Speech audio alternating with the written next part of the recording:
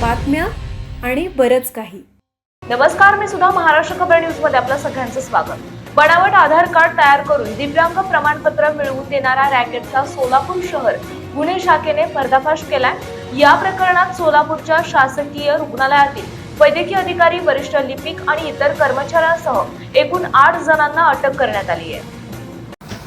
दिनांक 4/7/2026 रोजी dean doctor Jayakar यांच्या फिर्यादीनुसार सोलापूर शहर पोलीस अंतर्गत सदर बाजार पोलीस स्टेशनला CR नंबर 554/2026 यान्वये गुन्हे दाखल करून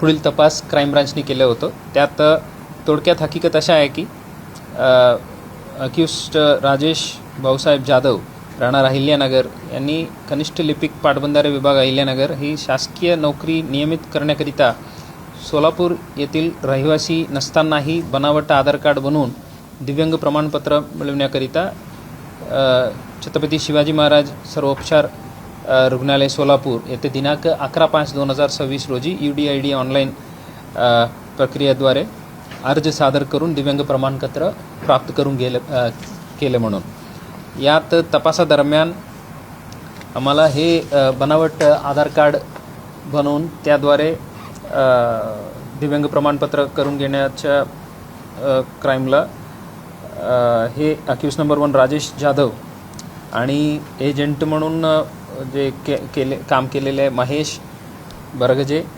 राजेश डवन, विजय घरजे, अरुण शिंपी अशा 4 खाजगी व्यक्ती आणि वसीम शौकत खान, सागर गोविंद राजपूत हे दोन्ही वरिष्ठ लिपिक सिव्हिल हॉस्पिटल सोलापूर येथे आणि resident medical officer Satish Kanake अशा 8 लोकांना आतापर्यंत अटक करण्यात आलेले आहेत.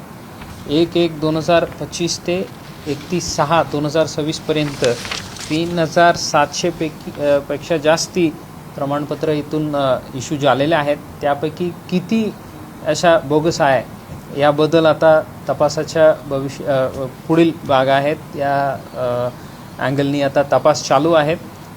Crime branch DCP doctor Patil, ACP Shri Pawar, PI Shri Mane यांच्या देखरेखीखाली API श्री केडकर आणि त्यांच्या पूर्ण चमूने हे तपास करत आहे.